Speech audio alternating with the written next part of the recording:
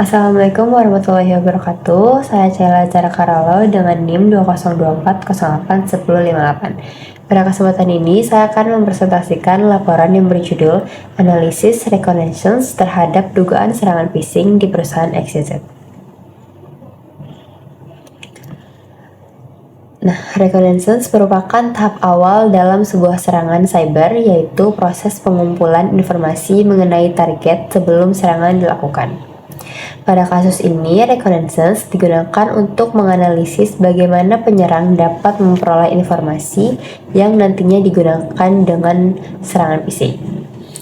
Nah, yang pertama ada fase pengumpulan informasi secara pasif.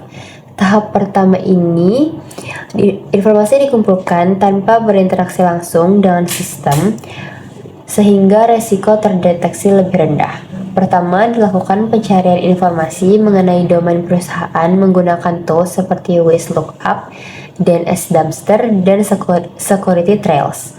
Dari proses ini dapat diperoleh informasi berupa nama domain, server DNS, subdomain perusahaan, hingga alamat IP server.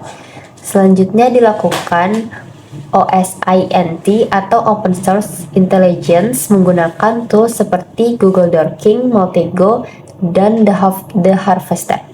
Melalui teknik ini dapat ditemukan email karyawan, dokumen publik perusahaan, serta struktur organisasi teknologi yang digunakan perusahaan.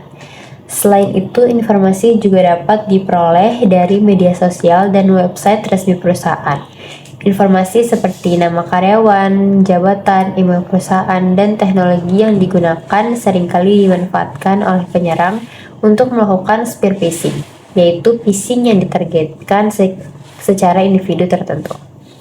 Yang kedua ada reconnaissance aktif yang etis.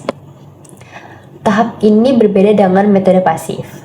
Metode ini melibatkan interaksi langsung dengan sistem target, oleh karena itu kegiatan ini harus dilakukan secara etis dan memiliki izin resmi dari perusahaan.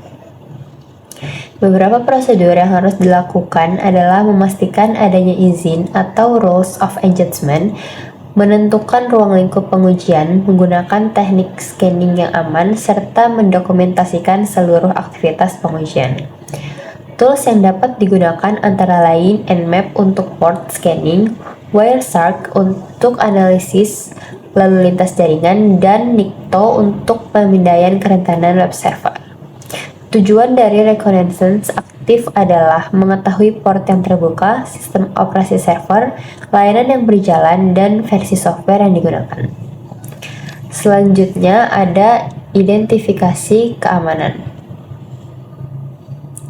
Berdasarkan hasil reconnaissance, terdapat beberapa kerentanan yang dapat ditemukan. Yang pertama adalah kebocoran email karyawan.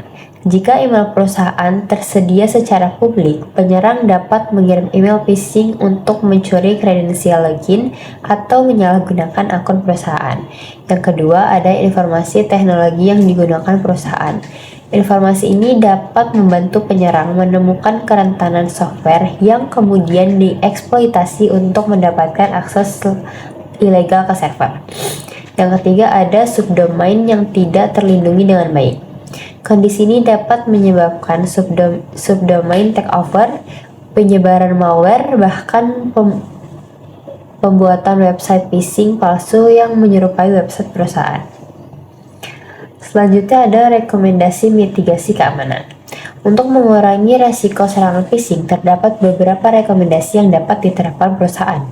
Yang pertama ada meningkatkan kesadaran keamanan karyawan melalui pelatihan mengenai cara mengenal email phishing. Yang kedua, menggunakan email security gateway yang dapat membantu mendeteksi dan memblokir email phishing sebelum sampai kepada pengguna. Yang ketiga, mengaktifkan multi-factor authentication atau MFA sehingga akun tetap terlindungi meskipun password berhasil dicuri. Yang keempat, membatasi informasi sensitif yang tersedia di internet agar tidak mudah dimanfaatkan oleh pihak yang tidak bertanggung jawab. Dan yang terakhir, melakukan vulnerability assessment secara berkala untuk menemukan celah keamanan sebelum dieksploitasi oleh penyerang. Nah, kesimpulannya, Reconnaissance merupakan tahap yang sangat penting dalam serangan phishing karena memungkinkan penyerang mengumpulkan berbagai informasi tentang target.